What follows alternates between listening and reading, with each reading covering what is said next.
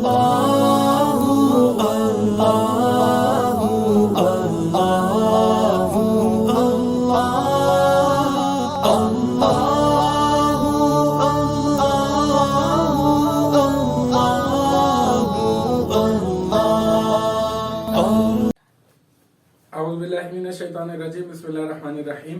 नाज़रीन कराम अस्सलाम वालेकुम रहमतुल्लाहि व बरकातुहू। इंशाअल्लाह तबारक व तआला आज हम लोग पढ़ेंगे तरकीब का सबक नंबर 2, जुमलों की अक़साम के बारे में। अब तक जो है वो इस सिलसिले में तकरीबन जो है वो हमने 5 वीडियोस बना ली हैं। इंशाअल्लाह तबारक व तआला ये होगा हमारा पार्ट नंबर 6।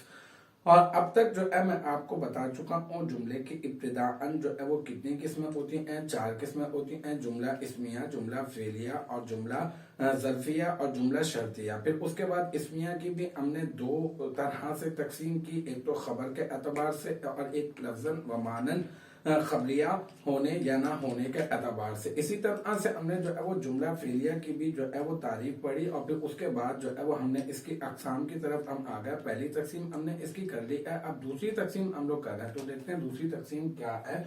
वो ये है कि हम जो है खबर के एतबार से जुमला फ़िलिया की अक़साम कर रहे हैं। वहां पे जो जुमला इस्मिया खबरिया जब हमने पढ़ा था तो हमने ये कहा था कि जुमला इस्मिया खबरिया जो है खबर के एतबार से जुमला इस्मिया खबरिया की 2 किस्में होती हैं, एक कुबरा और एक सुगरा। कुबरा वो होता है जुमला इस्मिया खबरिया के वो जुमला जिसकी खबर भी जो है वो जुमला वाक़े हो रही हो। अब ये आम है कि वो जो है इस्मिया खबरिया खबर वाक़े हो रही हो या फेलिया खबर वाक़े हो रही हो। यहाँ पर क्या है, यहाँ पर जो है थोड़ा सा मुख्तलिफ है। यानी कुबरा वो जुमला फेलिया खबरिया होगा जिसका कोई मफ़ऊल खबर नहीं, क्योंकि फेल और फाइल से मिलकर जुमला बनेगा, और अगर मफऊल भी होगा तो भी जुमला फेलिया ही कहलाएगा। तो अब ये कि ये कैद लगा दी कुबरा के अंदर, कुबरा बनाने में वो ये कैद लगा दी है कि जुमला फेलिया खबरिया कुबरा वो जुमला होगा कि जिसका कोई मफऊल जो है ना मुकम्मल जुमला हो। मुकम्मल पहले वो मुकम्मल जो है वो जुमला बने और जुमला बनने के बाद जो है वो उसको आप जो है वो मफऊल बना दें।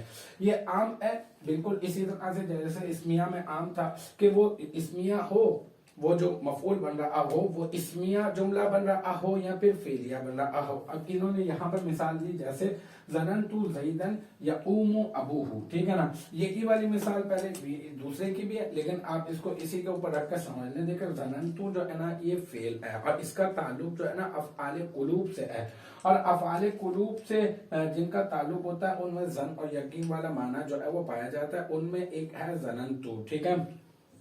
इसकी खास बात यह है जो यहाँ पर जो समझने की है वो ये है कि ये जो है मुतअद्दी ब2 मफूल होते हैं, यानी 2 मफूलों का तकाजा ये करते हैं। तो इसका मतलब ये ज़ननतु फेल है तो यहाँ पर 2 मफूल तो आएंगे।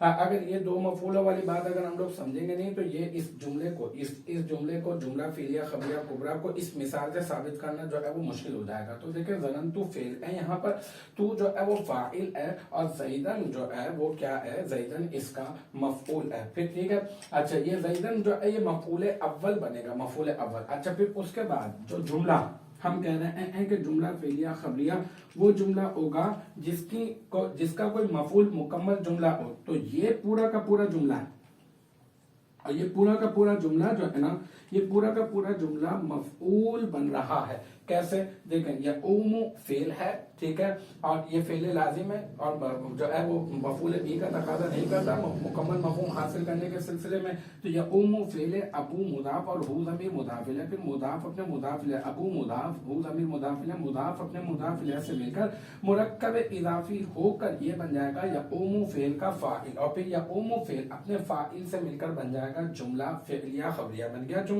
अब जुमला बनने के बाद ये बन जाएगा इस ज़ननतु फेल का मफऊल, ठीक है। तो बात साबित हो गई हमारी। हमने क्या कहा, कुबरा वो होगा, वो जुमला फेलिया खबरिया होगा कि जिसका कोई मफऊल मुकम्मल जुमला हो। हाँ, यहाँ पर एक मफऊल इसका मुकम्मल जुमला बन रहा है। बस जब मुकम्मल जुमला बन रहा होगा तो वो क्या बनेगा, जुमला इसमिया जुमला फेलिया खबरिया कुबरा बन जाएगा, ठीक है। अब ये आम है कि इन्होंने एक मिसाल दी, इन्होंने कि यहाँ पर मफऊल जो है वो क्या बन रहा है, जुमला फेलिया खबरिया ही मफऊल बन रहा है। انہوں نے کہا تھا کہ یہ عام ہے جملہ اسمیہ ہو یا جملہ فعلیہ. اب جملہ اسمیہ کی بھی مثال لے لیں. یہ تو جملہ فعلیہ کے مفعول بننے کی مثال دی ہے نا.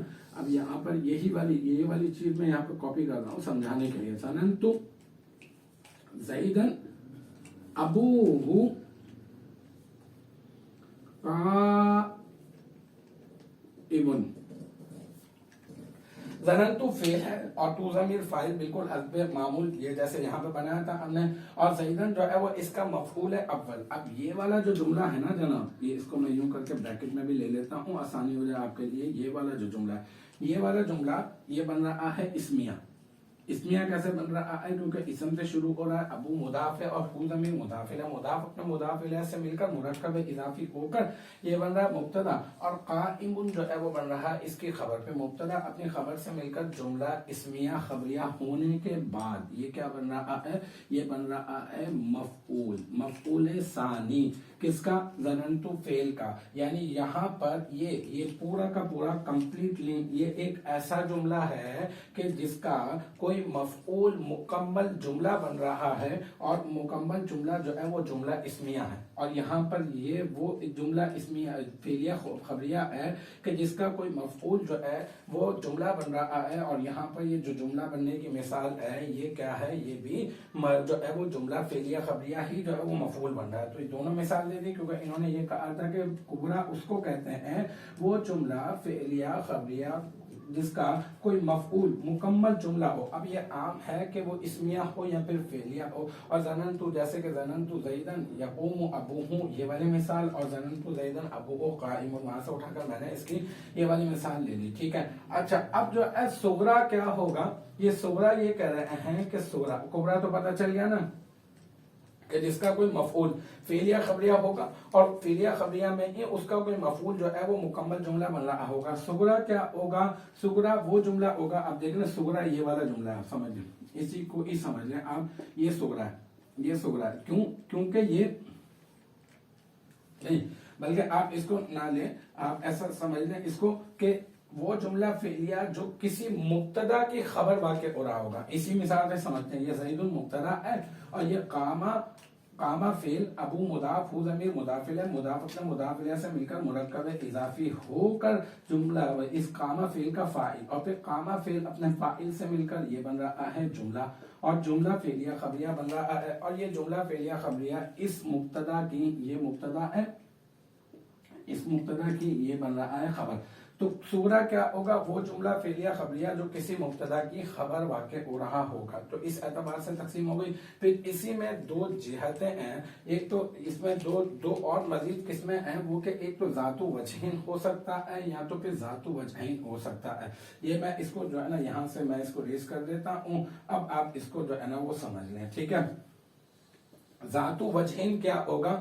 وہ جملہ فعلیہ خبریہ جس کا کوئی مفعول جملہ فعلیہ خبریہ ہی ہو. اب اسمیہ خبریہ کی قید نہیں لگائیں گے کیونکہ اسمیہ اور فعلیہ اگر دونوں ہو سکتے ہوں تو وہ تو کبرا بنے گا نا. اب یہ کہ وہ جملہ فعلیہ خبریہ کبرا جس کا کوئی مفعول جملہ فعلیہ خبریہ ہوگا, تو جیسے یہاں پہ یہ جملہ فعلیہ خبریہ اس کا مفعول بن رہا ہے تو اس کی وجہ سے یہ ذات وجہین ہے. یہ ذات وجہین جو ہے وہ سمجھ میں آ گیا. اب ذات وجہین کیا ہوگا؟ ذات وجہین سے بالکل یہ سمجھ میں آ گیا تو یہ بھی سمجھ میں آ جائے گا. ذات وجہین میں یہ تھا کہ وہ جملہ فعلیہ خبریہ کبرا جس کی کوئی خبر جملہ فعلیہ خبریہ ہو. بالکل اس کے اپوزٹ ذات وجہین وہ ہوگا وہ جملہ فعلیہ خبریہ کبرا جس کا کوئی مفعول جملہ اسمیہ ہو, جملہ فعلیہ نہیں بلکہ جملہ اسمیہ خبریہ کبرا, جملہ اسمیہ خبریہ ہو. جیسے ظننتو زیدن ابوہ قائم, یہ تو وہی ہے.